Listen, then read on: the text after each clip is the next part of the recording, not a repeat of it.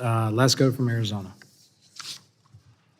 Thank you, Mr. Chair. I appreciate it, and thank you for all of you being here to testify.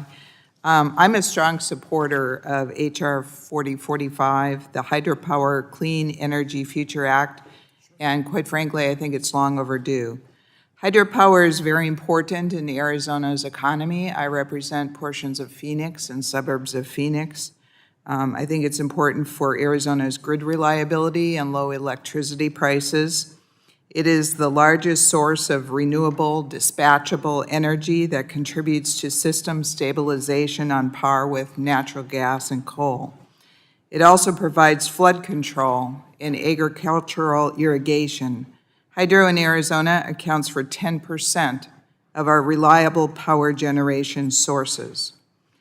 Hydropower has zero greenhouse gas emissions, and it is a lower cost than sometimes wind or solar. Even in Arizona, however, hydropower does not qualify as a renewable source in the state's renewable portfolio standard.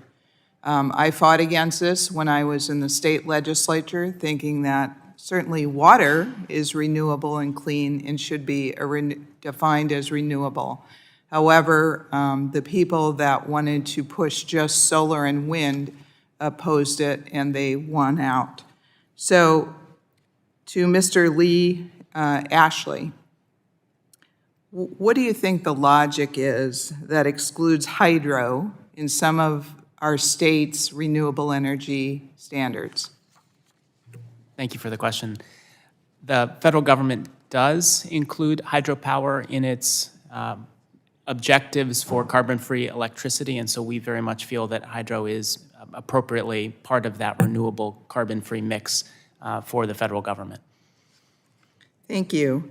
And why do you think that then in the state like Arizona, it's not called, it's not included in our renewable energy standards? I mean, do you think it's because they're focusing, in my opinion, just on solar and wind, and they want to push that energy source over other energy sources?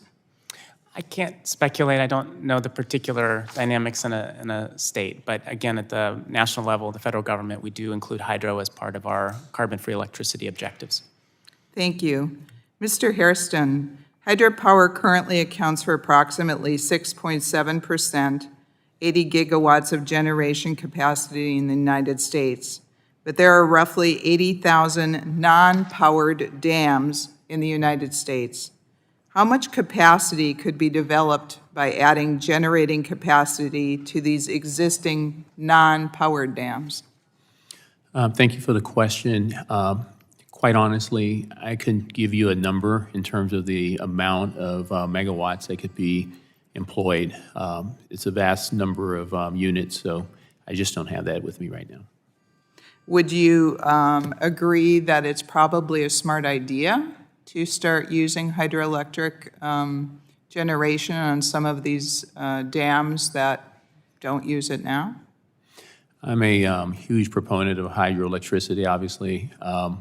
In instances where it can be used, I would think that it would make sense, but there are a lot of qualifications that have to be made to determine whether it's viable at those specific units. And I'm going to just continue asking you a question, Mr. Hairston. You know, solar and wind are clean resources. We use them in Arizona. We use them throughout the United States. We usually use, well, we use solar more than we use wind just because we don't have that much wind in Arizona. But it can be highly variable. You know, it's intermittent power. So how can hydropower maintain grid stability with the influx of intermittent resources? Great question. And I think it's twofold. One, hydro is used to, as I said earlier, to shape the system. So when the wind isn't blowing and the sun isn't shining, producing those variable resources, you use hydro to fill in those gaps and make sure the system stays stable. The other piece would be, I think, transmission investment, quite honestly. You noted that there's an abundance of solar and wind in the Southwest, and there's hydro, an abundance of hydro in the Northwest. Being able to have suitable transmission capacity that would create the diversity between those resources will allow for, I think, greater stabilization of the system. Fantastic. My time is out, but I also want to let you know that we're doing more pump storage facility with our water in Arizona, too. We're proposing some more at Salt River Project is. So anyway, good things happening in Arizona. Thank you, and I yield back. Gentlelady yields back. The chair